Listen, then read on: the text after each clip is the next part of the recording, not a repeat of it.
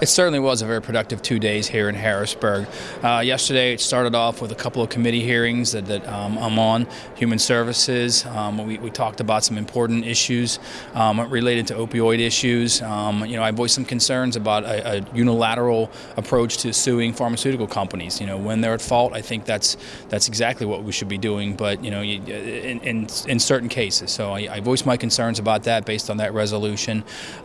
We also had a committee hearing for insurance, and we talked a little bit about providing insurance for group coverage. Organizations like Chambers of Commerce, which I was part of as a chamber president for many years, I think that's a great impetus to help small businesses. I think it's something that we need to move forward. We should be doing everything we can to help small businesses and their employees. We want to attract people back to Pennsylvania. We want to give businesses every opportunity to grow. So I think that's an important piece of legislation to move forward as well.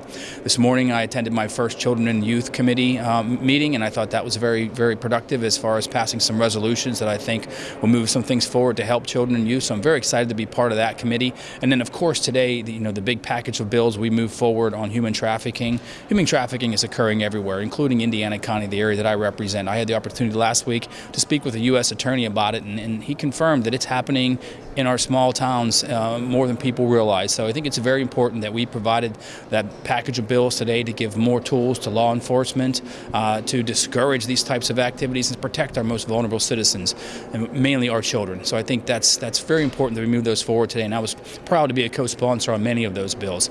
And then today I was fortunate enough also to introduce two resolutions recognizing Jimmy Stewart.